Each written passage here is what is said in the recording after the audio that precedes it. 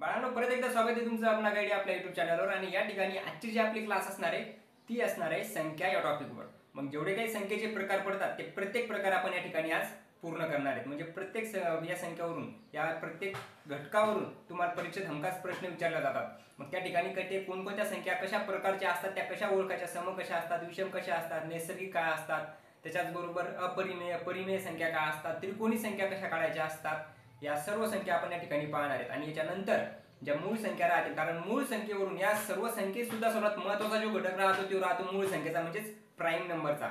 मग त्या प्राईम नंबरसाठी, मूळ संख्येसाठी आपण अजून एक दुसरी स्पेशल क्लास घेणार आहे, म्हणजे वेगळी क्लास घेणार आहे. त्याच्या अगोदर जेवढ्या काही बाकीच्या काही संख्या असतील, जेवढे काही प्रकार असतील ते एका ह्याच्यात आणि मूळ संख्या एका ह्याच्यात, अशा पद्धतीने आपण त्या संख्या पूर्ण करणार आहेत.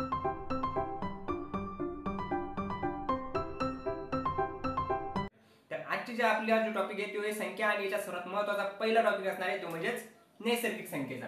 म्हणजेच या ठिकाणी आपण म्हणू शकतो आता आपण काय पाहणार आहे, तर आपण पाहणार आहेत नैसर्गिक संख्या. नैसर्गिक संख्या. आणि या नैसर्गिक संख्येलाच आपण काय म्हणतो, तर याला म्हणतो आपण नॅचरल नंबर. नैसर्गिक संख्या म्हणजे काय, तर नॅचरल नंबर्स. मग नॅचरल नंबर्स कसे ओळखायचे आणि ते कशा पद्धतीने असतात, किंवा कोणत्या संख्या असतात ज्या नॅचरल नंबर मध्ये येतात, कोणते अंक असतात जे नॅचरल नंबर मध्ये येतात. तर याच्यात सर्वात पहिले आपण हे पाहणार की नॅचरल नंबर म्हणजेच नैसर्गिक संख्या दिलेल्या आहे. नैसर्गिक वरून आपण काय कळतं की नैसर्गिक म्हणजेच काय, तर निसर्ग. मग निसर्गातल्या जेवढ्या काही वस्तू असतात, आता जसं की निसर्ग म्हणजे आपल्या आसपास जेवढं काही आहे, ह्या वस्तू ज्या आपल्या ठिकाणी दिसायल्या ह्या मोजण्यासाठी आपण काही संख्याचा वापर करतो. मग तुम्हाला जर म्हणलं की तुमच्या आसपास जेवढ्या काही वस्तू त्या मोजा, तर त्या ठिकाणी तुम्ही काय करणार, त्या कशा मोजणार, तर त्या तुम्ही मोजणार 1 पासून, नंतर 2, नंतर 3, नंतर 4. मग अशा जेवढ्या वस्तू असतील तेवढ्या तुम्ही त्या ठिकाणी त्या सांगणार. म्हणजे याचा अर्थ असा होतो की याची जी सुरुवात आहे, नैसर्गिक संख्येची जी सुरुवात आहे ती तुम्ही कितीपासून करणार, तर ती करणार तुम्ही 1 पासून. मग या ठिकाणी आपण म्हणू शकतो की ज्या नैसर्गिक संख्या असतात त्या असतात 1, त्याच्यानंतर 2, त्याच्यानंतर 3, त्याच्यानंतर 4, नंतर 5, 6, 7, 8, 9 असं करत करत अनंतपर्यंत, म्हणजेच इन्फिनिटी पर्यंत. अशा करत करत अनंतपर्यंत. म्हणजे याचा शेवट आपण सांगू शकत नाही, कारण किती वस्तू असतील, जेवढ्या जास्त वस्तू असतील तेवढं जास्त तुम्ही या ठिकाणी मोजत जाणार. मग सुरुवात तुम्ही कुठून करणार, तर सुरुवात तुम्ही करणार 1 पासून. मग तुम्हाला जर या ठिकाणी असं विचारलं की सर्वात लहान नैसर्गिक संख्या नॅचरल नंबर कोणता आहे, तर ते तुम्ही सांगू शकता कोणता आहे, 1 आहे. म्हणजे सर्वात लहान असं जर तुम्हाला विचारलं तर सर्वात लहान प्रत्येक संख्येचा आपण पाहणार, प्रत्येक संख्या ज्या काही आपण टाईप पाहणार त्याला सर्वात लहान कोणती असते आणि मोठी कोणती असते, लहान कोणती असते आणि मोठी कोणती असते, याच्यावरून सुद्धा आपल्याला प्रश्न दिलेले जातात की नैसर्गिक संख्या सर्वात लहान नैसर्गिक संख्या कोणती, सर्वात लहान समनैसर्गिक संख्या कोणती, सर्वात लहान विषम नैसर्गिक संख्या कोणती, अशा प्रकारचे प्रश्न विचारले जातात. मग सर्वात लहान जर तुम्हाला विचारलं, सर्वात लहान नैसर्गिक संख्या जर या ठिकाणी विचारलं तर तुम्ही काय म्हणणार, ती असणार आहे 1. ती काय असणार आहे, 1. त्याचबरोबर तुम्हाला असं विचारलं की सर्वात लहान समनैसर्गिक संख्या काय असणार. आता या ठिकाणी पण लहान दिलेली आहे, पण समनैसर्गिक संख्या जर तुम्हाला विचारली, समनैसर्गिक संख्या, तर तुम्ही काय सांगणार, आता 1 ही सर्वात लहान नैसर्गिक संख्या दिलेली आहे, पण 1 ही समसंख्या आहे का. आता समसंख्या आणि विषम संख्या तुम्हाला माहितच नाही, पण त्या सम आणि विषम संख्या पण आपण याच्या बाद कंप्लीट करणार आहेत, त्याच्यानंतर तुम्हाला ते समजून जाईल. पण या ठिकाणी आता तुम्ही असं लक्षात ठेवू शकता की ज्याचे 2 भाग पडतात ती असती समसंख्या. मग या ठिकाणी आपण सर्वात लहान समसंख्या कोणती असणार, ती असणार 2. मग एकचा 1 आणि दुसरा 1, म्हणजे असे 2 भाग पडतात. एकचा भाग, 1चे 2 भाग पाडू शकता का तुम्ही, 3चे बरोबर 2 भाग पाडू शकता का, अर्धा अर्धे करू शकता का, बरोबर तर नाही होत. मग या ठिकाणी काय असणार, 2 ही काय असणार, सर्वात लहान सम नैसर्गिक संख्या, आणि सर्वात लहान नैसर्गिक संख्या ती असणार 1. याच्यानंतर तुम्हाला असा प्रश्न जर दिला की सर्वात मोठी नैसर्गिक संख्या सांगा, सर्वात मोठी नैसर्गिक संख्या सांगा, नैसर्गिक संख्या सांगा, असं जर तुम्हाला विचारलं तर तुम्ही ती सांगू शकता का, तर नाही सांगू शकत. म्हणजे सांगता येत नाही. कशामुळे सांगता येत नाही, आता तुम्हाला जर विचारलं की सर्वात मोठी, ज्या पद्धतीने तुम्ही सर्वात लहान नैसर्गिक संख्या सांगितली, ज्या पद्धतीने तुम्ही सर्वात लहान समनैसर्गिक संख्या सांगितली, त्याच पद्धतीने सर्वात मोठी नैसर्गिक संख्या सांगा. मग आता 1, 2, 3, 4, 4 मोठी संख्या झाली का, 4 पेक्षा 5 असतात, 5 पेक्षा 6 असतात, 6 पेक्षा 7 असतात, असं करत करत इन्फिनिटी पर्यंत. इन्फिनिटी म्हणजे काय, अनंत, जे कधीच संपणार नाही अशा ठिकाणी.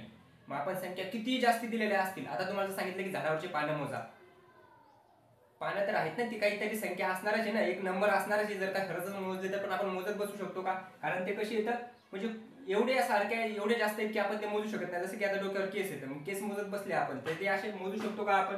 मग ते अनंतपर्यंत म्हणजे त्याचा शेवटचा आपण सांगू शकत नाही. मग अशी सर्वात मोठी जी संख्या असणार ती आपण या ठिकाणी म्हणू शकतो सांगता येत नाही. मग निसर्गातल्या वस्तू मोजण्यासाठी ज्या संख्या वापरतात त्याला म्हणतात नैसर्गिक संख्या म्हणजेच नॅचरल नंबर्स. किती असतात सांगू शकत नाही, मोठी कोणती असते ते सांगू शकत नाही, लहान सांगू शकतो आणि लहान समसंख्या सांगू शकतो नैसर्गिक. त्याच्यानंतर याच्यात अजून तुम्हाला काय माहिती पाहिजे? यालाच काय म्हणतात मोज संख्या. यालाच काय म्हणतात मोज संख्या व व्यवहारिक संख्या. मोज संख्या व व्यवहारिक संख्या म्हणतात. म्हणजेच काय, ह्या ज्या संख्या असतात नैसर्गिक संख्या ज्या असतात या नैसर्गिक संख्या तुम्ही मोज संख्या पण म्हणू शकता, कारण मोजण्यासाठी वापरतो म्हणून मोज संख्या म्हणणार, किंवा मग व्यवहारिक संख्या पण म्हणू शकता. म्हणजे याचेच दोन नावं येतात. या संख्येचे नैसर्गिक संख्येचे दोन नावं आहेत, ते म्हणजे मोज संख्या आणि व्यवहारिक संख्या. कशामुळं? मोज संख्या म्हणजे तुम्ही पाहिलं की निसर्गातल्या वस्तू मोजण्यासाठी ज्या संख्या वापरतात त्याला मोज संख्या म्हणजेच नैसर्गिक संख्या म्हणणार. पण त्याचबरोबर व्यवहारिक संख्या म्हणजे आपल्या आता हे जे अंक येतं 1 2 3 हे आपण आपल्या व्यवहारात पण आपण वापरतो. जसं की तुम्हाला दुकानावर पाठवलं, दुकानावरून काही वस्तू आणायच्या, त्या वस्तू मोजायच्या. वस्तू आणल्या त्या मोजण्यासाठी, म्हणजे त्या वस्तू जर मोजायच्या असतील तर तुम्ही कुठून सुरुवात करता? 1 पासूनच करता. म्हणजे तुमच्या दैनंदिन व्यवहारात पैसे असतील, आता हे काय पैसे 0 रुपये दिले असं म्हणत नाही आपण, किंवा मायनस संख्या म्हणजे ऋण संख्या पण आपण त्या ठिकाणी घेत नाही. घेणार कुठून? 1 पासून इन्फिनिटी पर्यंत म्हणजे अनंतपर्यंत 1 2 3 4 अशा पद्धतीनेच त्या आपण व्यवहारात सुद्धा वापरतो. मग व्यवहारिक संख्या पण म्हणतात, मोज संख्या पण म्हणतात. याच्यात एवढ्या जर गोष्टी तुम्हाला माहित असतील तर या ठिकाणी एवढ्या जर कळायला असेल तर याचा अर्थ तुमचा नैसर्गिक संख्येचा जो कन्सेप्ट आहे तो कंप्लीट झाला, तो पूर्ण झाला. मग याच्यानंतर अजून याच्यात आपण काय म्हणू शकतो? याच्यात तुम्हाला असं दिसत असेल की याच्यात झिरोचा समावेश होत नाही. म्हणजे झिरो पण एक संख्या आहे पण झिरोचा समावेश होत नाही. मग कशामुळे होत नाही? आता तुम्हाला वस्तू मोजायला सांगितलं तर तुम्ही 0 पासून मोजता का? आता हे किती बोट आहेत? तर 0 1 2 3 4 बोट आहेत असं म्हणणार का आपण? आपण सुरुवात 1 पासून करतो म्हणजे झिरोचा समावेश याच्यात होत नाही. त्याच्याबरोबर ऋण संख्येचा पण याच्यात समावेश होत नाही. -1 -2 -3 असा सुद्धा याच्यात समावेश होत नाही. आता अजून याच्यात तुम्हाला काय माहिती पाहिजे की याचा जर का गुणाकार केला तरी नैसर्गिक संख्याची, याची जर का बेरीज केली तरी नैसर्गिक संख्या येईल. म्हणजे तुम्ही 1 आणि 1 ची बेरीज केली तर 2 ही नैसर्गिक संख्या येईल. पण वजाबाकी केल्यावर नैसर्गिक संख्या येईल का? आता जर मी म्हणलं की 2 - 2 नैसर्गिक संख्या येईल का? नाही. म्हणजे वजाबाकी होऊ शकतं की नैसर्गिक संख्या नाही राहणार, पण गुणाकार आणि त्याची बेरीज प्रत्येक वेळेस काय राहणार? नैसर्गिक संख्याच राहणार. मग या ठिकाणी आपण पॉइंटच लिहून घेऊ शकतो. नैसर्गिक संख्येचा गुणाकार व बेरीज नेहमी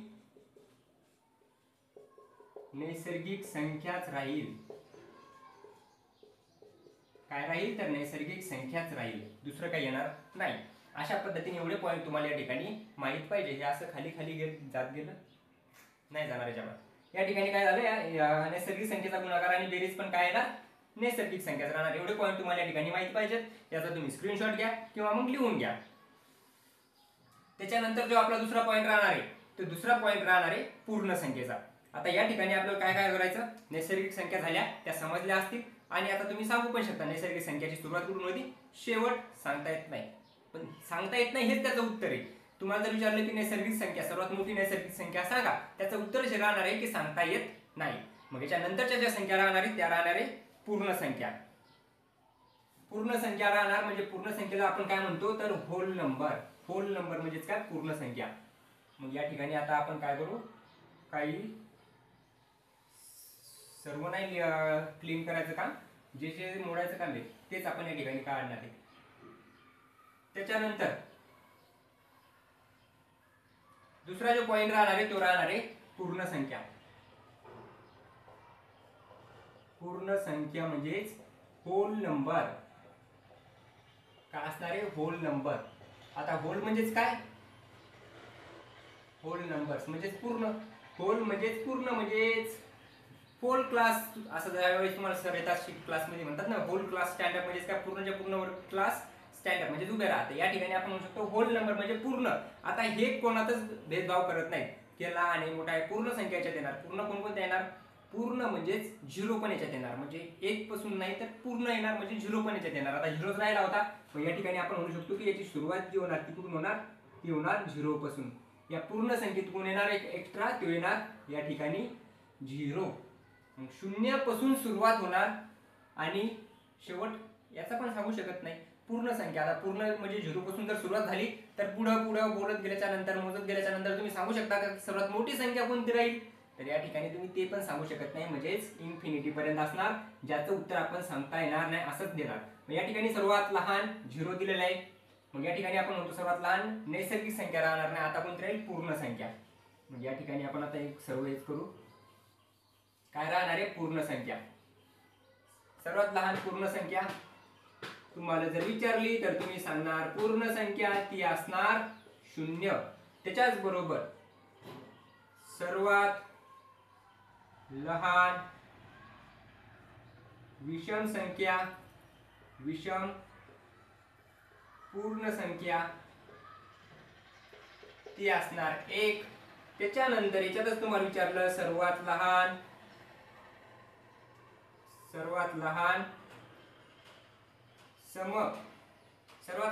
समपूर्ण संख्या, समपूर्ण संख्या तर ती राहणार, समपूर्ण संख्या ती राहणार 2.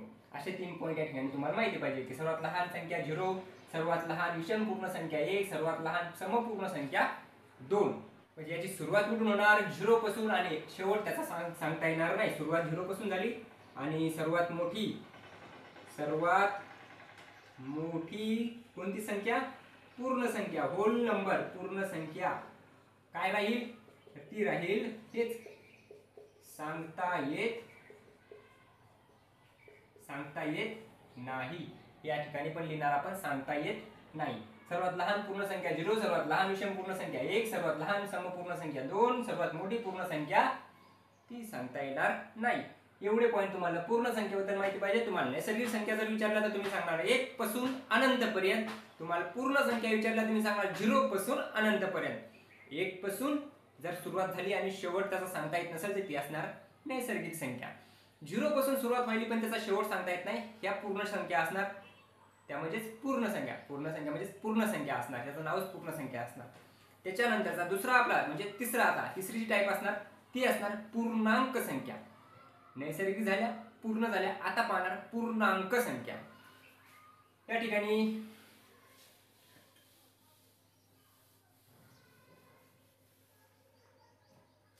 त्या काय असणार, त्या असणार पूर्णांक संख्या.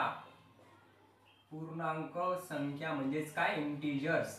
पूर्णांक संख्या म्हणजेच इंटिजर्स. यालाच आपण काय म्हणतो, इंटिजर्स म्हणतो. म्हणजे जे काही इंटिजर्स नंबर, इंटिजर असतात ते असणार पूर्णांक संख्या. आता याच्यात नावातच दिलेले, प्रत्येक गोष्टीत नावात पाहायचं. सर्वात पहिले निसर्ग म्हणजेच नैसर्गातल्या वस्तू मोजण्यासाठी वापरतो त्या नैसर्गिक संख्या. पूर्ण संख्या म्हणजे 0 पासून पूर्ण आल्या, त्याच्यात 0 1 2 3 त्याच्यात पूर्ण आल्या, कोणाला सोडलं नाही. पण ह्या त्याच्यापेक्षा पण भारी असतात. ज्या पूर्ण संख्येत होत्या त्या याच्यात येतातच, ज्या निसर्गात होत्या त्या सुद्धा याच्यात येतातच, पण याच्यात ऋण संख्या सुद्धा येतात. म्हणजे पूर्णच्या पूर्ण अंक. पूर्णांक म्हणजेच काय, पूर्ण अंक. पूर्णांक म्हणजेच पूर्ण अंक. मग पूर्ण अंक कोणकोणते असू शकतात, जेवढे अंक आपल्याला गणित विषयात दिसतात, जेवढे अंक आपल्याला व्यवहारात दिसतात ते पूर्ण अंक या ठिकाणी आपण घेणार. पूर्ण अंक कोणकोणते असू शकतात, तर ते पूर्ण अंक असतात या ठिकाणी 0 असतो, त्याच्याबरोबर 1 असतो, 2 असतो, 3 असतात, 4 असतात, असं करत करत करत अनंतपर्यंत. आपण सांगू शकत नाही असं अनंतपर्यंत. त्याच्याबरोबर या 0 पेक्षाही लहान कोणीतरी असतं. 0 पेक्षा पण लहान कोणी असते माहित नाही. म्हणजे 0 पेक्षा जर एखादी संख्या लहान असेल तर ती कशी लिहितो आपण, तर ती आपण लिहितो -1 म्हणजेच ऋण 1, -1, -1. म्हणजेच या ठिकाणी -1 0 पेक्षा पण लहान आहे असं तुम्ही म्हणू शकता. त्याच्यानंतर -2 या -1 पेक्षा पण लहान आहे. -1 पेक्षा या ठिकाणी 1 2 पेक्षा म्हणजे 2 पेक्षा लहान आहे, 2 पेक्षा 1 लहान आहे, पण या ठिकाणी -2 -1 पेक्षा पण लहान आहे. त्याच्यानंतर -3 असं करत करत करत करत आपण कुठे जाणार, इन्फिनिटी पर्यंत. मग इकडे पण इन्फिनिटी, इकडे पण इन्फिनिटी, म्हणजेच अनंत. इकडे पण अनंत, इकडे पण अनंत. असं कसं, तर या ठिकाणी तुम्ही हे पाहू शकता की जो 0 आहे, 0 पासून जर समोर गेलो आपण तर संख्येची किंमत वाढत जाते. 0 पासून समोर गेलो तर त्याची किंमत वाढत जाते. जसं की 1 पेक्षा मोठी 2, 2 पेक्षा मोठी 3, 3 पेक्षा मोठी 4, 5, 6, 7 असं करत करत जेवढं तुम्हाला म्हणता येईल तेवढं, त्याच्यापेक्षाही जास्त अनंतपर्यंत जिथं जाऊ शकत नाही आपण तिथपर्यंत सर्वात मोठी संख्या राहणार.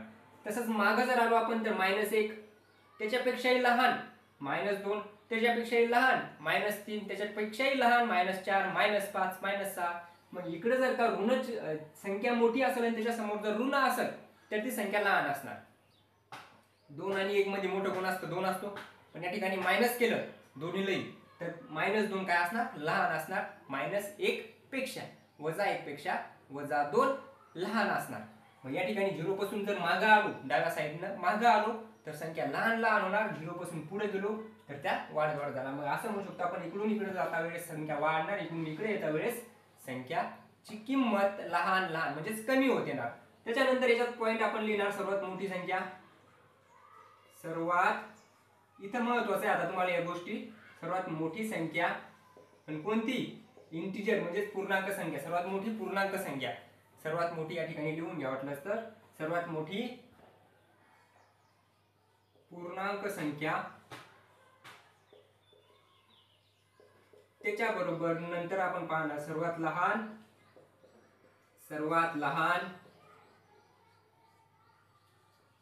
पूर्णांक संख्या. त्याच्यानंतर आता या ठिकाणी तुम्ही सांगू शकता का सर्वात मोठी पूर्णांक संख्या सांगू शकता का? इथं नाही सांगू शकत. सर्वात लहान पूर्णांक संख्या सांगू शकता का? नाही सांगू शकत. सर्वात मोठी पण नाही सांगता येत, सर्वात लहान पण सांगता येत नाही. सांगता येणार नाही. सांगता येत नाही. या ठिकाणी पण काय राहणार? सांगता येत नाही. कशामुळे सांगता येत नाही? कारण सर्वात लहान संख्या पण आपल्याला माहिती नाही. काय राहील तर काही पण राहू शकते. ती किती मोठी असू शकते, किती छोटी असू शकते. सर्वात मोठी पण सांगू शकत नाही, ती कोण किती मोठी असू शकते. पण आपल्याला एवढं माहिती आहे, आपल्याला हे सांगता येतं सर्वात मोठी. या ठिकाणी पाहता सर्वात मोठी पण कोणती? सर्वात मोठी ऋण पूर्णांक संख्या. काय विचारलं? सर्वात मोठी ऋण पूर्णांक संख्या. त्याच्यानंतरचा दुसरा पॉइंट राहणार आहे सर्वात लहान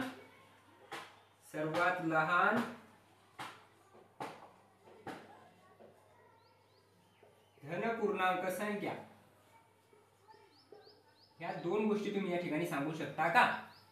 तुम्हाला जर विचारलं सर्वात मोठी पूर्णांक संख्या सांगता येत नाही, सर्वात लहान पूर्णांक संख्या सांगता येत नाही.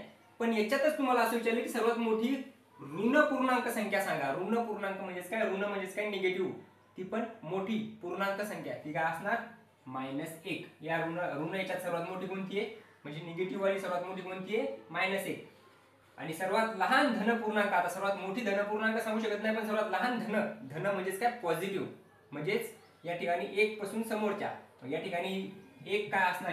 +1 ही काय असणार? या ठिकाणी धन पूर्णांक संख्या. मग 0 कोणी? 0 तर निगेटिव्ह पण नसते आणि पॉझिटिव्ह पण नसते. या ठिकाणी आपण असा याचा अर्थ घेतो. तर या ठिकाणी एवढं तुम्हाला या ठिकाणी पूर्णांक संख्येबद्दल कळायला असेल की पूर्णांक संख्या काय असतात. लहान सांगता येत नाही, मोठी सांगता येत नाही. त्याच्या सर्वात पहिले आपण सांगणार काय? 0 असतो मधात. 0 पासून मागे जर गेलं तर त्या संख्येची किंमत कमी होती 0 पेक्षा, आणि जर पुढे गेलं तर 0 पेक्षा ती संख्या वाढत जाते. सर्वात मोठी पूर्णांक संख्या सांगता येत नाही, सर्वात लहान पूर्णांक संख्या सांगता येत नाही, पण सर्वात मोठी ऋण पूर्णांक संख्या सांगता येते आणि सर्वात लहान धन पूर्णांक संख्या सांगता येते. कोणकोणती असणार? ती -1 आणि 1 असणार. त्याच्यानंतर हे झालं. तुम्ही लिहून घेत असलं तर लिहून घ्या, स्क्रीनशॉट घेत असाल तर स्क्रीनशॉट घ्या. त्याच्यानंतर दुसऱ्या ज्या संख्या असणार त्या असणार पूर्णांक संख्या. म्हणजेच काय? पूर्णांक तर झाले ना, पूर्णांक झाल्या. त्याच्यानंतर आपल्या संख्या कोणत्या असतात? त्या असतात अपूर्णांक संख्या. पूर्णांक झाल्या. आता ज्या अपूर्ण येतं, अपूर्णांक येतं, अपूर्णांक ज्या पूर्ण नाहीत त्या काय होत्या? पूर्णांक होते. पूर्णांक म्हणजे पूर्णांक. आता अपूर्णांक म्हणजे ज्या पूर्ण नाहीत. अपूर्णांक म्हणजेच काय? ज्या पूर्ण नाहीत अशा संख्या. मग पूर्ण नाहीत अशा संख्या आपण कशा ओळखणार? त्या कोणत्या असतात? तर त्या ठिकाणी आपण आता हेडिंग टाकून घेणार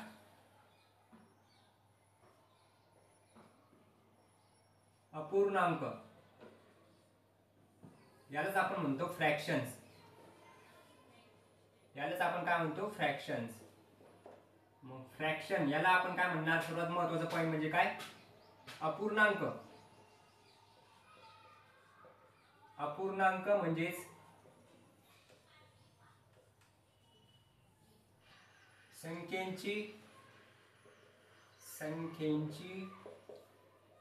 किंमत पूर्ण नसणे. संख्येची किंमत पूर्ण नसणे, या ठिकाणी लिहिणार नसणे. नसणे म्हणजेच काय, या ठिकाणी आता काय म्हणणार, ज्या संख्येची किंमत पूर्ण नाही त्या संख्येला आपण अपूर्णांक म्हणणार. ह्या संख्या कशा लिहिल्या जातात, ह्या संख्या लिहिल्या जातात अंश व छेद, अंश व छेद या स्वरूपात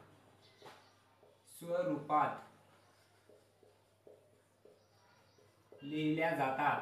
कोणत्या संख्या, फ्रॅक्शन लिहिल्या जातात, अंश आणि छेदात लिहिल्या जातात.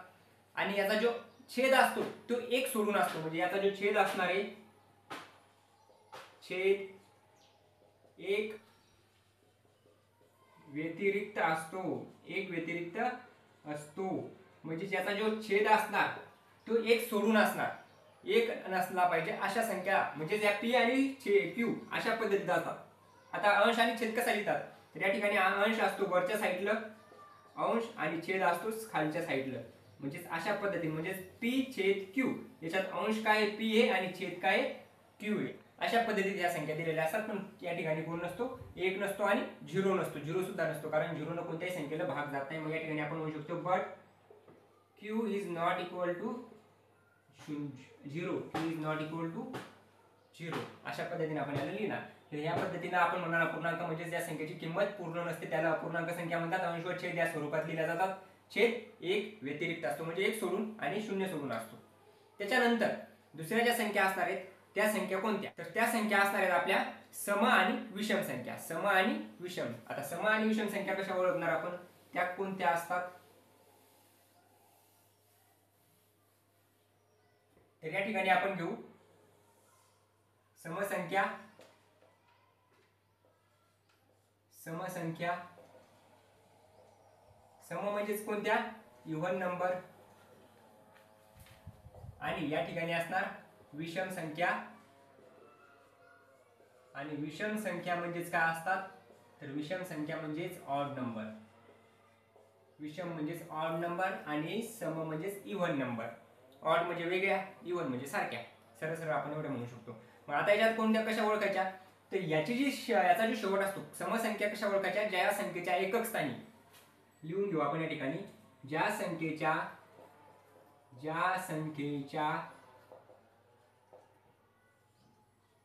एकक स्थानी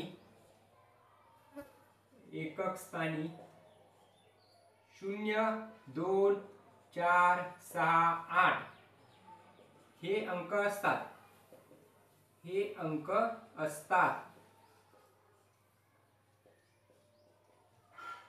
त्या संख्यांना समसंख्या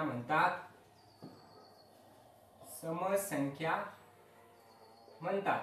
त्याच्यानंतर त्या समसंख्या कशा ओळखायच्या, त्याच्यानंतर विषम संख्या. विषम संख्या म्हणजेच काय, ज्या संख्यांच्या एकक स्थानी 1, 3, 5, 7, 9 हे अंक असतात.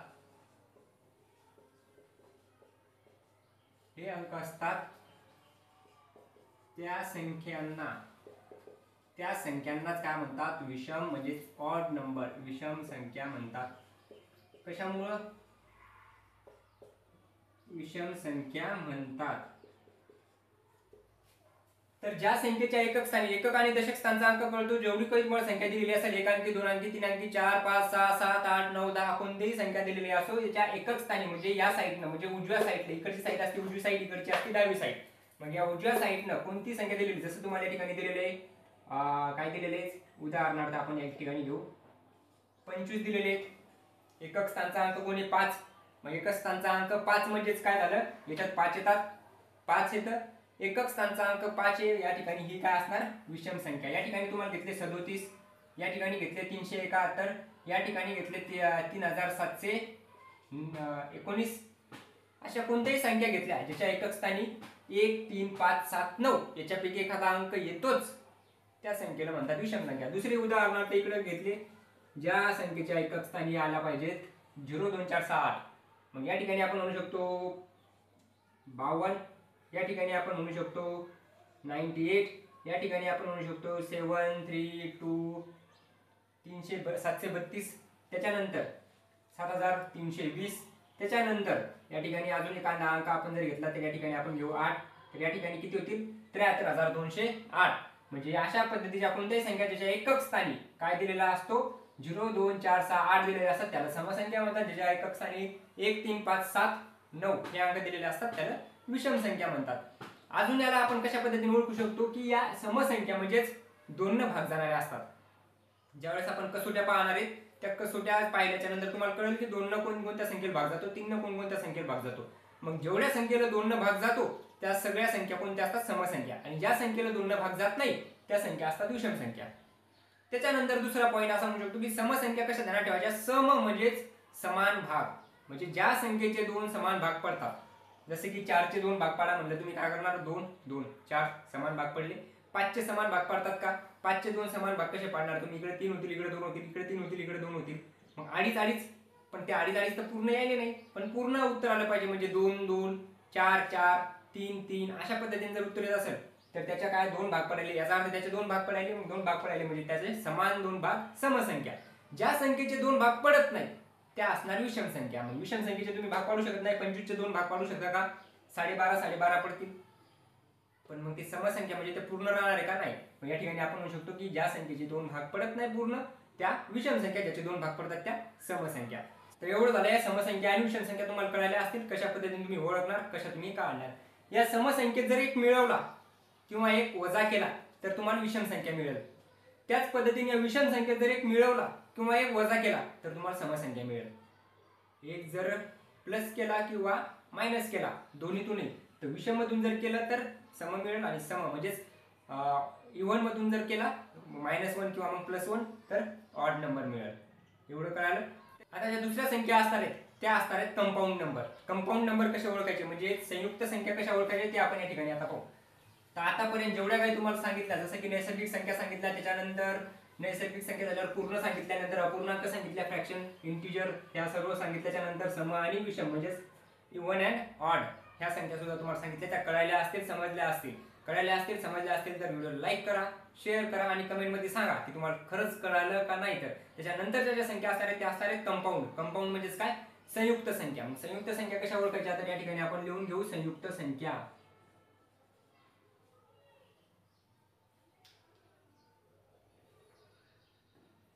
संयुक्त संख्या, आणि या संयुक्त संख्येला आपण म्हणतो कंपाऊंड नंबर.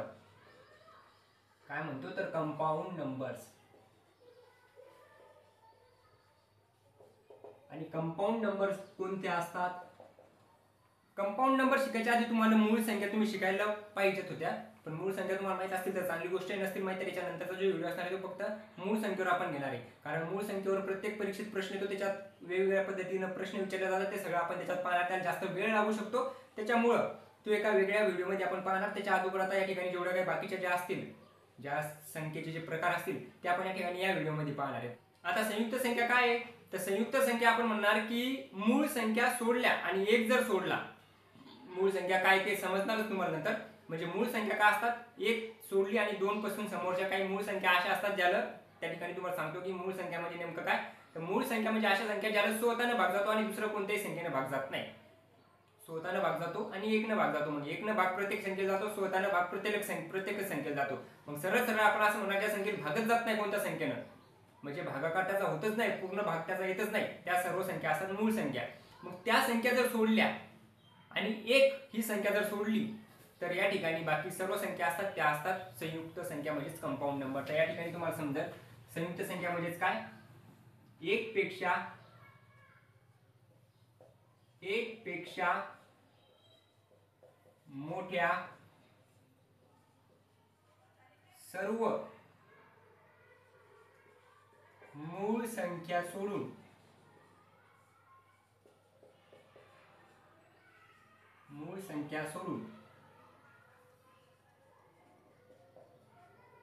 उर्वरित संख्यांना काय म्हणतात तर संयुक्त संख्या म्हणतात. संयुक्त संख्या म्हणतात, संख्या कंपाऊंड नंबर म्हणतात. काय कळालं याच्यातून तुम्हाला की एक पेक्षा मोठ्या, म्हणजे एक त्याच्यात घ्यायची नाही, एक सोडून द्यायची, त्याच्यानंतर मूळ संख्या सोडून द्यायच्या, एक पण सोडून द्यायचा आणि मूळ संख्या पण सोडून द्यायच्या, जेवढ्या संख्या राहतील त्या राहतील संयुक्त संख्या. मग मूळ संख्या कोणत्या असतात तर ते तुम्हाला पाहणार असेल नंतर, ते तुम्हाला कळेल त्याच्यावर. तर या ठिकाणी आपण म्हणू शकतो की मूळ संख्या एकूण असतात 25. मग एकूण मूळ संख्या 25 सोडल्या आणि एक सोडला म्हणजे एक मूळ संख्या नाही, मग एक मूळ संख्या नाही आणि मूळ संख्या 25 असतात. मग 25 आणि 1 झाल्या किती 26. तर 1 ते 100 पर्यंत, 1 ते 100 पर्यंत एकूण काय असणार, कोणत्या, एकूण संयुक्त संख्या किती असतील. मग काय सांगितलं तुम्हाला की मूळ संख्या असतात 25 1 ते 100 पर्यंत.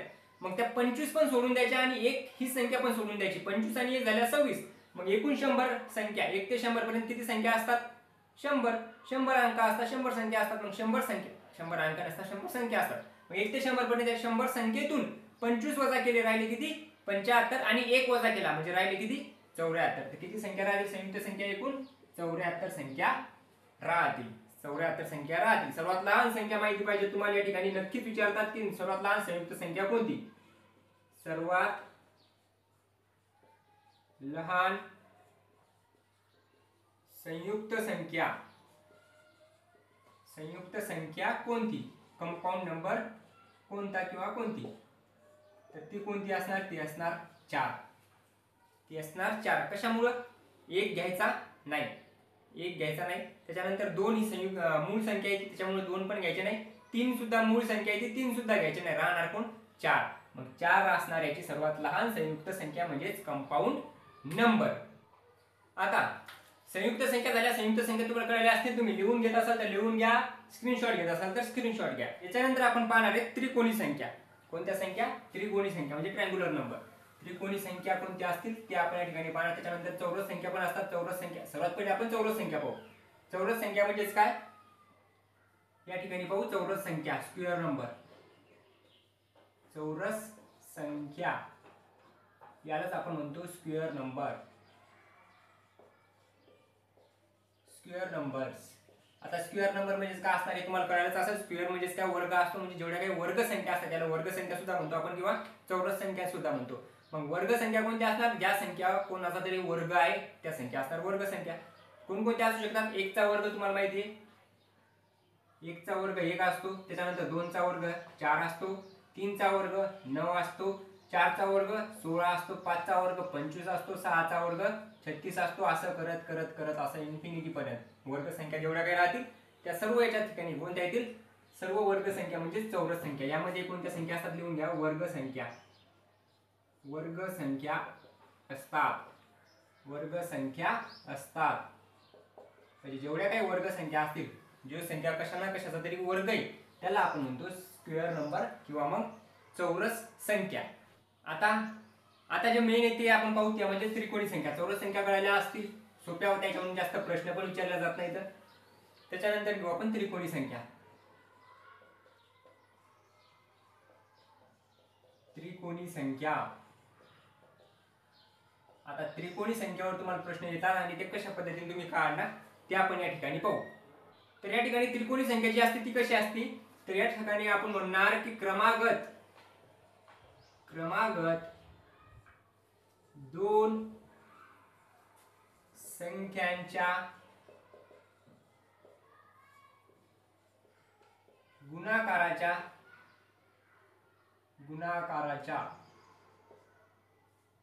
निमपटीस म्हणजे अर्ध्याल, निमपटीस त्रिकोणी संख्या म्हणतात. त्रिकोणी संख्या म्हणतात. म्हणजे कोणत्याही 2 क्रमागत संख्येचा तुम्ही गुणाकार केला आणि त्याची अर्धी केली त्याला आपण म्हणणार काय, त्रिकोणी संख्या. जसे की काय करणार आपण, x * x + 1 / 2, त्यावेळेस तुम्हाला मिळणार त्रिकोणी संख्या. काय मिळणार, त्रिकोणी संख्या आहे. झालं याचं सूत्र. आता हे सूत्र पाठ करायचं काम आहे का, काहीच नाही ना. या x म्हणजेच काय, एखादी संख्या, कोणती एक संख्या घेतली तुम्ही, 2 घेतली, 2 चा गुणाकार 3 सोबत केला, 2 आणि 1 3, 2 व्यतिरिक्त 6 आणि 6 चे अर्धे केले म्हणजेच काय 3. 6चे अर्धे 3 म्हणजे 3 ही काय झाली त्रिकोणी संख्या झाली. त्याच्यानंतर सर्वात लहान जर आपल्याला काढायची असेल तर कशी काढणार? सर्वात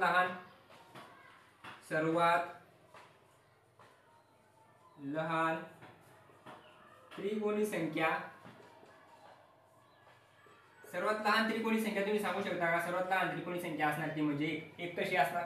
या ठिकाणी आपण घेतला एक घेतला, एकचा गुणाकार किती सोबत करायचा? त्याच्या पुढच्या संख्येसोबत, क्रमागत संख्येसोबत. एकचा गुणाकार 2 सोबत, 1 2 2 म्हणजे 2 उत्तर येणार आणि 2/2 म्हणजे किती? 1.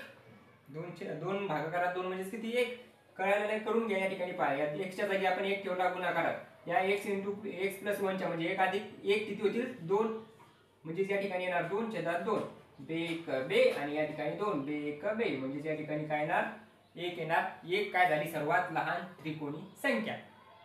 मग अशा तुम्हाला कोणत्याही त्रिकोणी संख्या जर काढायला सांगितलं तुम्ही काढू शकता. की सर्वात पहिले तुम्हाला जर विचारलं की आता या ठिकाणी दिले आपण 5 गुणाकारात 6, 5 × 30, 5 × 30 आणि या ठिकाणी काय येणार? 2. तर 30 गुणाकारात 2 म्हणजेच 15. ही पण काय झाली? एक त्रिकोणी संख्या झाली. अशा त्रिकोणी संख्या तुम्ही काढू शकता. क्रमागत संख्येचा, 2 क्रमागत संख्येचा गुणाकार त्याचे अर्धे, ही झाली कोणती संख्या? तर ही झाली त्रिकोणी संख्या म्हणजे ट्रँग्युलर नंबर. तर आजच्यासाठी एवढंच. व्हिडिओ कसा वाटला कमेंटमध्ये नक्की सांगा. लाईक करा. चॅनलवर नवीन असाल तर चॅनलला सबस्क्राईब करा. भेटूया पुन्हा एका नवीन व्हिडिओमध्ये ज्याच्यात आपण पाहणार आहेत की मूळ संख्या काय असतात. मूळ संख्या, त्याच्याबरोबर जोडमूळ संख्या आणि समूळ संख्या म्हणजे जेवढे काही मूळ संख्येशी संबंधित जेवढ्या काही संख्या असतील, जेवढे काही प्रश्न असतील, आपण त्याच्यात ते पूर्ण करणार आहे. तोपर्यंत जय हिंद, जय महाराष्ट्र.